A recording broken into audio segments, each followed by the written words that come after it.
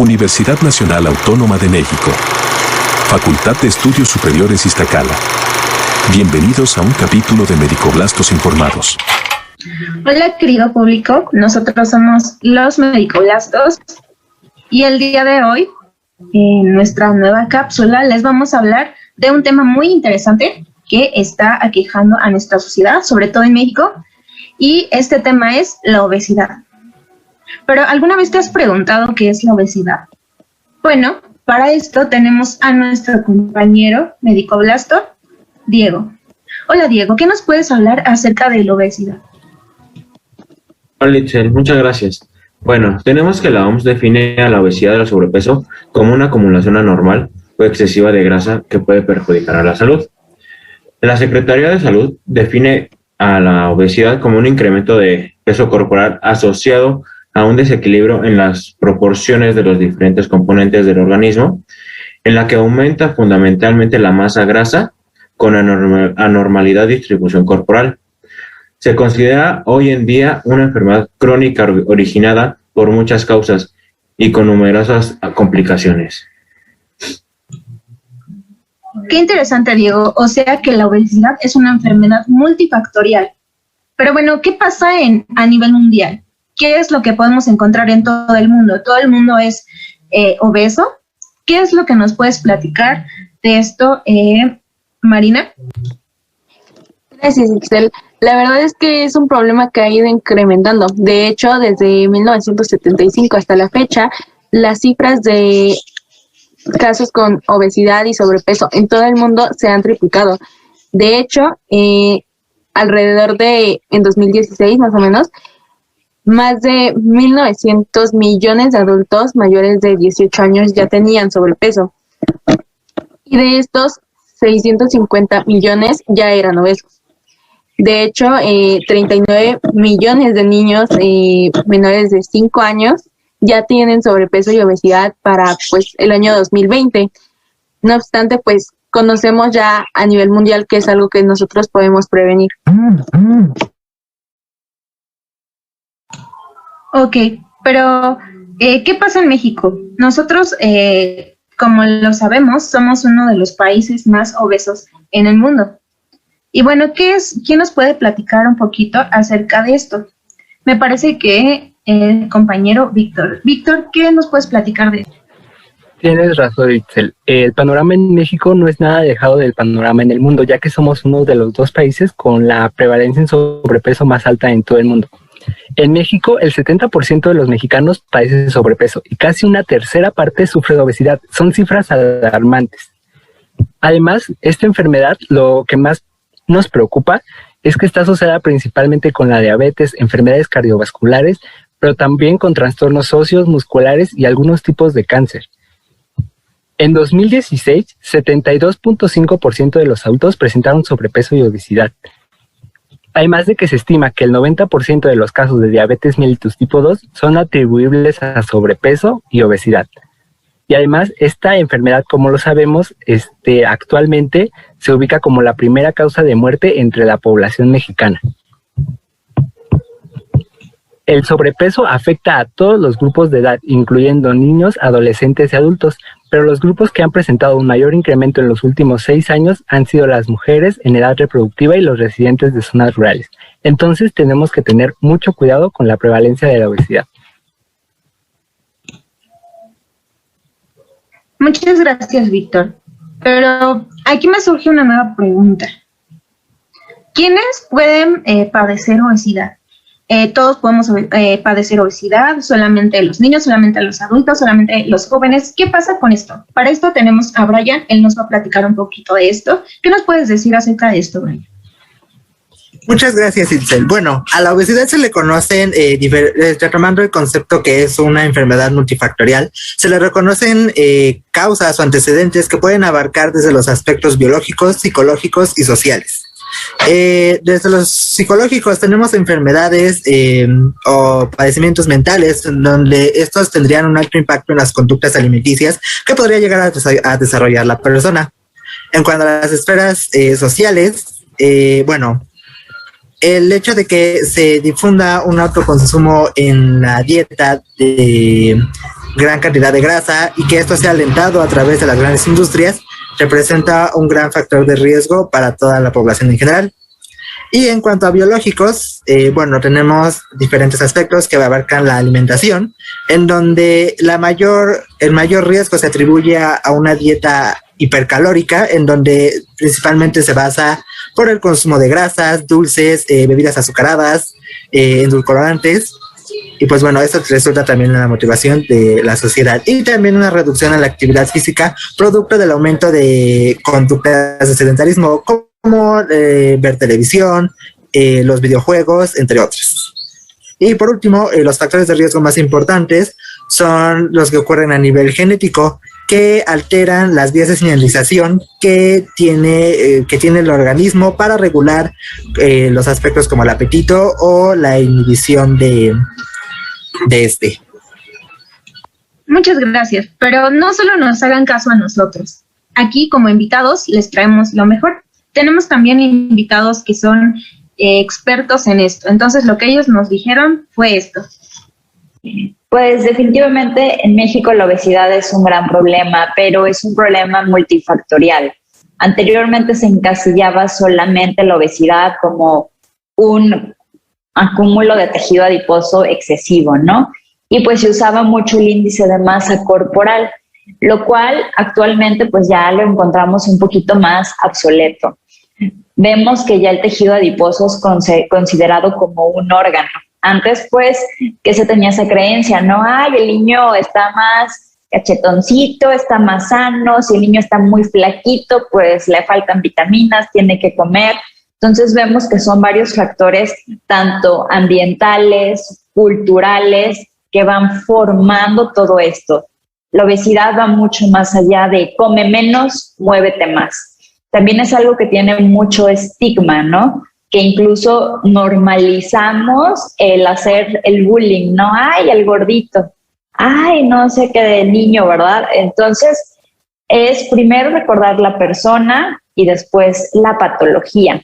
Entonces, la forma más correcta que también debemos de utilizar en nuestro lenguaje, sobre todo como profesionales de la salud, es una persona que vive con obesidad, así como otras patologías, ¿no? Vive con diabetes, vive con hipertensión.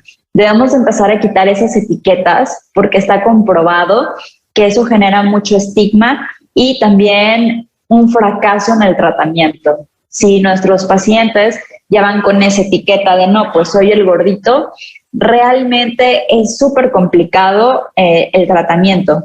Y sobre todo recordar que no somos islas. Debemos de trabajar en conjunto el área médica, el área de psicología, de nutrición, de enfermería, de trabajo social. O sea, lograr que se haga ese puente, ¿sí? Porque va mucho más allá de solamente tómate este fármaco, solamente sigue esta dieta. Vamos a ver que influyen incluso mucho las regulaciones sanitarias, el acceso a los alimentos. Es muy común que diga la gente, es más fácil que salga y me compre un refresco a que me compre una ensalada, ¿no? O incluso más barato, más accesible. Debemos de dejar de culpabilizar al individuo por vivir con obesidad y hay que entender que son muchos determinantes que van a estar dictando que una persona viva con obesidad o no. Estamos hablando desde la programación materno-fetal, ¿no? Desde la nutrición de la mujer. La salud de la mujer es vital, ¿sí? Entonces, y no se diga en la época del embarazo. Si una mujer gana un peso excesivo durante su embarazo, tiene diabetes gestacional, si nace un bebé, pues, arriba de los 4 kilos, pues ya estamos programando metabólicamente a ese niño para que ya tenga cierto número de adipocitos, cierta respuesta metabólica que ya va a estar condicionando el que viva o no con obesidad. La alimentación, hay que decirlo, sí tiene un papel fundamental. No solamente son las cantidades, es la calidad de los alimentos y la variedad. O sea, es alguien que come alimentos en general, a grandes rasgos, esto nos puede dar para horas de hablar, pero en general el consumo bajo de alimentos de origen natural como vegetales, frutas, cereales menos procesados, por ejemplo, leguminosas, y por el contrario, el alto consumo de alimentos ultraprocesados o industrializados. Mucha gente define los ultraprocesados como cualquier cosa que dura más de 2 meses en un aparador o en un refrigerador, ¿no? Porque es básicamente que tiene un proceso industrial para mantenerlo y que tiene una finalidad comercial.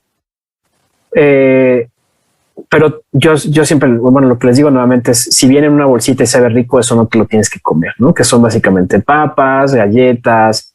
Digo, lo mismo que no deberíamos de abusar de alimentos con alto contenido de harinas como pizzas, ese tipo de cuestiones, ¿no? Lo que normalmente decimos, y eso es un pequeño mensaje abajo, porque no es que sea malo, no hay alimentos que por sí mismo este alimento es malo, ¿no? O sea, hay gente que puede comer eso, pero no es lo mismo comer, no sé, galletas, un paquete de galletas una vez al mes que comerse uno diario. Esa es la cantidad, tiene mucho que ver con esto, ¿no? Entonces, la cantidad, la calidad, la variedad, por supuesto que tiene que ver en el efecto de la salud de cada persona. Pero efectivamente eso solamente es parte de la historia. Hay alimentos que tienen efecto negativo. Nuevamente, no es que sean malos, pero si se consumen de manera frecuente, tiene efecto negativo. Por ejemplo, está muy bien identificado. Las grasas trans, por ejemplo, son cierto tipo de ácidos grasos modificados a través de procesos industriales que ayudan a que los alimentos tengan mayor vida de anaquel. Si uno compra una bollería, una concha, en una panadería normal, a los 2 días ya está dura.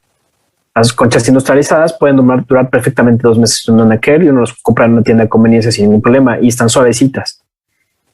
Lo que hace que una dure más que otra esencialmente son este tipo de grasas, pero el problema es que tiene efectos negativos, nuevamente, si se abusa de ellas, ¿no? Ok, una vez ya visto lo que nos dijeron los expertos, vamos a hablarles nosotros también acerca de un poco de la fisiopatología. Para esto nos va a ayudar mi gran compañera Sayuri. Sayuri, ¿qué nos puedes platicar un poquito de la fisiopatología de esta enfermedad? Que sí, Itzel, mira, primero debemos conocer que el tejido adiposo se va a componer de adipocitos y de estroma, junto con otras células que van a conformar el microambiente celular. Bueno, estas células van a formar diferentes grupos, entre ellos las células inmunes del tejido adiposo, y estas van a tener la capacidad de secretar factores que se van a relacionar con la inflamación y que en ciertas circunstancias esto nos va a llevar a un estado de antiinflamatorio a uno inflamatorio. Por otra parte, pues el adipocito puede desarrollarse mediante 2 procesos. El primero es la hipertrofia y el segundo la hiperplasia. Se ha considerado que en un momento determinado del crecimiento del adipocito, al aumentar su volumen de grasa, como lo es en la hipertrofia, alcanza un umbral de tamaño, ocasionando una hiperplasia. Una vez dado este proceso, se acumula una célula precursora y esta se va a generar a una nueva célula de adipocitos. Posteriormente, podremos decir que sabemos que es un proceso regulado por muchos factores y que la exposición de dietas altas en grasa hace que las células precursoras comiencen a proliferar a un nivel visceral sin necesidad de una señal de un adipocito hipertrofiado. Pero una vez que este alcanza el umbral, el adipocito hipertrofiado va a presentar una disfunción, en su actividad caracterizada por disminución de sensibilidad a la insulina, inflamación en tejidos y entre otros. Una vez mencionado lo anterior, pues debemos conocer que en la niñez y en la adolescencia es el proceso dominante del desarrollo, es una hiperplasia en determinados estadios. Esto se debe a que es más fácil la adipogénesis. Por lo contrario, en los adultos es más difícil esta situación, ya que se alcanza un mayor tamaño del adipocito siendo desarrollado mediante la hipertrofia en la ganancia de peso. Por eso es que en la etapa infanto-juvenil es importante la prevención de la obesidad, puesto que una baja de peso solo disminuirá el volumen y no la cantidad de adipocitos. Por otro lado, en los adultos, el número de adipocitos permanece estable con respecto a la cantidad de adipocitos alcanzados en la adolescencia. Muchas gracias, Ayuri. Entonces podemos concluir que la obesidad es un estado proinflamatorio, quiere decir que está en constante inflamación. Y bueno, en México se conocía que podemos utilizar lo que es el índice de masa corporal para poder nosotros saber si alguien tiene obesidad, pero ahorita está en desuso. ¿Por qué? Porque justamente como nos comentaron los expertos, nosotros no podemos basarnos en el índice de masa corporal. ¿Por qué? Porque acuérdense que el cuerpo no solamente tiene grasa, sino también tiene músculo, también tiene el peso distribuido en otras cosas, como quizá el agua, como quizá todos estos componentes de nuestro organismo, y no por eso somos obesos. Entonces, bueno, pero se conocía que conociendo el índice de masa corporal, nosotros podríamos decir si una persona tenía obesidad. Pero como bien nos lo decía Sayuri, tenemos obesidad hipertrófica y obesidad hiperplásica. Y bueno, la hipertrófica suele ser un poco más peligrosa. ¿Por qué? Porque se ve asociado a factores genéticos que ya nos había comentado Brian. Y estos factores genéticos pues son muy difíciles de quitar con ejercicio, con dieta, que es como normalmente nosotros tratamos la obesidad. Entonces, bueno, justamente el adipocito está en un tejido que es el tejido adiposo, y el tejido adiposo es un tejido endocrino. ¿A qué se refiere con endocrino? Endocrino es un término que utilizamos para referirnos a la secreción de las hormonas. Entonces, bueno, sabemos que en la obesidad influyen muchos factores. Uno de estos son las hormonas. Las hormonas son sustancias químicas que nos van a ayudar o nos van a hacer pues cumplir muchas de nuestras funciones, pero hay unas hormonas que suelen ser peligrosas, en este caso en la obesidad. ¿Cuáles son las más importantes? Tenemos a la adiponectina, tenemos a la aumentina, tenemos el factor de necrosis tumoral alfa, como bien lo mencionaba Sayuri, que son uno de los factores proinflamatorios, igual que la interleucina 6, la interleucina 1, la resistina, que es uno también de los más importantes, y la adiponectina. La insulina, como les comentaba, es una hormona que nos ayuda a meter la glucosa a nuestras células. Cuando la insulina no funciona, esa glucosa se mantiene en la sangre. Entonces, esto nos va a generar que haya muchísimas desregulaciones, tanto cerebrales, tanto cardíacas, tanto en todo nuestro cuerpo. Entonces, esto es muy peligroso. El factor de necrosis tumoral alfa, como lo dice bien su nombre, causa necrosis. ¿Qué es necrosis?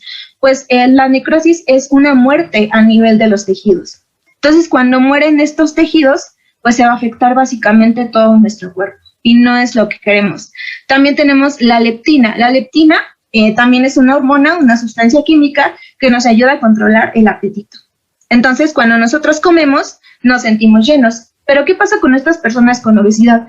Pues, a pesar de que sigan comiendo, no se llenan. ¿Por qué? Porque la leptina ya está desregulada. Nosotros ya no podemos sentirnos llenos comiendo poquito. Necesitamos comer más y cada vez más y cada vez más. Por eso es que hay personas que lamentablemente llegan a la obesidad mórbida. Y esto que va a pasar, también la leptina aumenta la actividad del sistema inmune, que en este caso son los macrófagos. Los macrófagos son unas células que se comen a las bacterias. Pero en esta desregulación de la leptina, lo que va a pasar es que los macrófagos van a empezar a fagocitar grasa. Entonces empiezan a comer grasa, como si fueran los Pac-Man, ellos empiezan a comer grasa. Entonces, lo que va a pasar es originar a células espumosas. Estas células espumosas son prácticamente monstruos. Y estas células espumosas lo que van a hacer es formar unas placas llamadas placas de ateroma, que lo vamos a ver ahorita aquí. Esas placas de ateroma lo que va a pasar es que va a obstruir que pase la sangre. Entonces, si ustedes, por ejemplo, tienen una llave de agua abierta y lo tapan, ¿qué va a pasar? Pues no va a pasar, ¿no? Y justamente esta placa de ateroma, que es básicamente una placa dura que no permite la entrada de la sangre, pues no va a llegar esa sangre a su corazón y a sus demás tejidos. Entonces, esto es muy peligroso porque puede conllevar lo que es los infartos, infarto de miocardio, Entonces, todo esto nos puede llevar incluso a la muerte, ¿no? Si no nos atendemos correctamente a la hora que debería ser. Y bueno, todo esto es muy peligroso para nosotros. Entonces, ¿qué nos podría causar? ¿Cuáles son las cosas más graves que nos podría pasar? ¿Qué nos podría causar todo esto, Víctor? ¿Qué nos dices tú? Bueno, pues como lo han mencionado mis compañeros, la obesidad es el principal factor de riesgo modificable para el desarrollo de enfermedades crónicas que tienen una alta contribución en la generación de discapacidad, mortalidad temprana atribuible a estas enfermedades.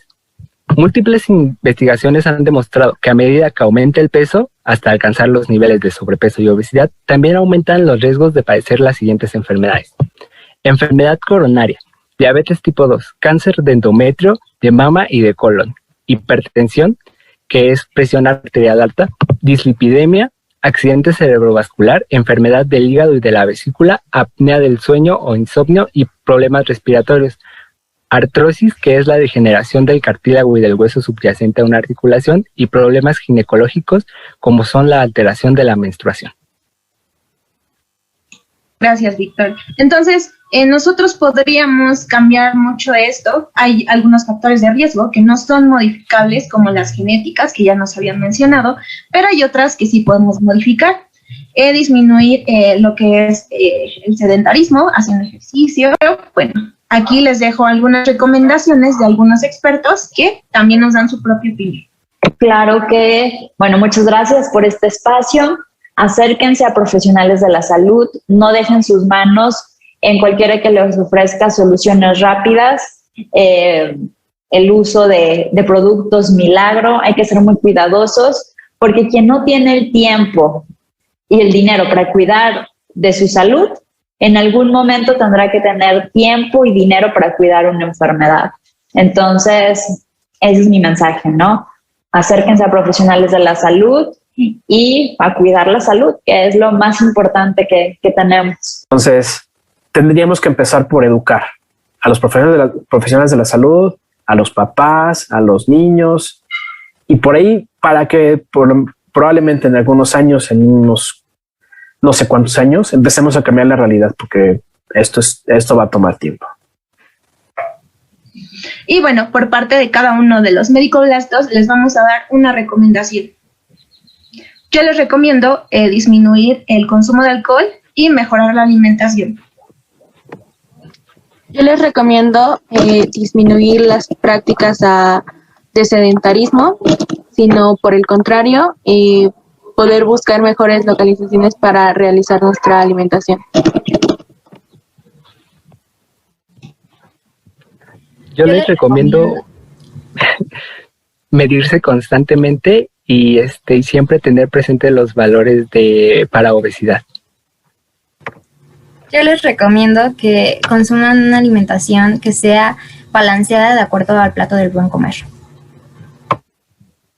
Y dejar de consumir alimentos como comida procesada, comida rápida, refrescos, edulcorantes y dulces te coloca del otro lado en cuanto al cuidado alimenticio.